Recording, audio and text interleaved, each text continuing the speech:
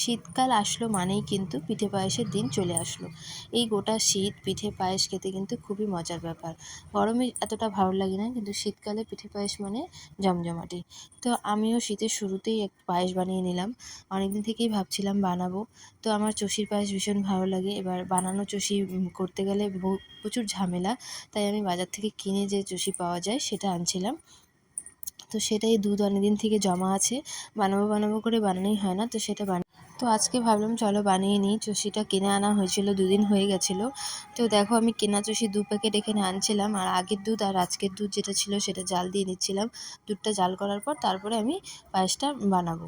তো 2 প্যাকেট চাল ছিল, আর কাজু বাদাম কিশমিশ ছিল, আর চিনি দেবো আমি। তাই চিনি এখনও গুড়ের কোনো ভরসা পাই না, তাই চিনি দিয়েই আমি পায়েসটা রান্না করব।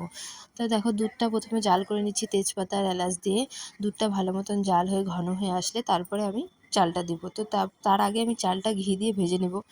আমি কোনোদিনও ঘি দিয়ে ভেজে এরকম করে পায়েস রান্না করিনি। কোনো পায়েসই আমি নুনিয়া বাসমতি চালের যেটা পায়েস হয় সেটা আমি ঘি দিয়ে মাখিয়ে তারপরে রান্না করেছি।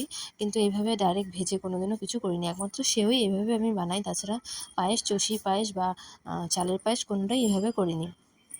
তো আজকে ভাবলাম এভাবেই বানাই। তো দেখো তোমরা আমি কীভাবে পায়েসটা বানালাম, আর তোমরা কীভাবে পায়েস করো, এভাবে কোনোদিন করে খেয়েছো কিনা আমাকে অবশ্যই কমেন্ট বক্সে জানিও। তো হ্যালো বন্ধুরা, তোমরা সবাই কেমন আছো? Welcome to my channel kitchen foods. যদি আমার ভিডিও তোমাদের ভালো লাগে তাহলে অবশ্যই লাইক, কমেন্ট, শেয়ার করে দিও। আর যারা এখনও আমার চ্যানেলটিকে সাবস্ক্রাইব করোনি তাদের আমার রান্না ভালো লাগলে অবশ্যই সাবস্ক্রাইব করে আমার পাশে থেকো।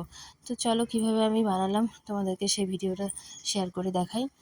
তো প্রথমে দেখো আমি দুধ তো জাল করছিলাম। আমি দুধ জাল হওয়ার পরে তারপর চষি আর কাজু বাদাম কিশমিশ এগুলো সব একসঙ্গে ঘিয়ে ভাজলাম। ঘিয়ে লাল লাল করে ভাজা হওয়ার পর জাল করা দুধটার মধ্যে আমি চষিগুলো সব ছেড়ে দিচ্ছি। দুধটা আমি সেরকম খুব একটা জাল করিনি, কারণ এগুলোতে পরে দুধ টানে।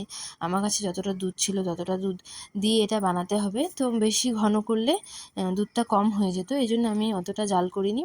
যতটুকু দরকার অতটুকু জাল করে তারপর আমি চষিটা দিয়ে দিলাম। তো দেখো চষি সিদ্ধ হতে বেশি সময় লাগে না, তাই চষিটা সিদ্ধ হওয়ার পরে আমি চিনি দিয়ে দিলাম। আর চিনি গলতেও সময় লাগবে না। চিনিটা দিয়ে একটু ফুটিয়ে নিয়ে আমি কিন্তু রেখে দেবো গ্যাসটা অফ করে। তো দেখো গ্যাস অফ করার পরে পায়েসটা কিন্তু হয়ে গেছে আমার। অনেকটাই জমে গেছিলো, তা আমি একটু বাটিতে নিয়ে দেখছিলাম যে কেমন হয়েছে খেতে। তো তারপরে অল্প আমি ঠান্ডা হওয়ার পরে বাটিতে নিয়ে দেখলাম যে বেশ ভালোই হয়েছে, মিষ্টিও সব ঠিকঠাক। তো তোমাদের আমার পায়েস বানানোটা কেমন লাগলো অবশ্যই আমাকে কমেন্ট করে জানিও। তো বন্ধুরা আজকের রেসিপি এটাই ছিল। আজকের মতন ভিডিও এই পর্যন্তই। আবার দেখা হচ্ছে নেক্সট ভিডিওতে। টাটা।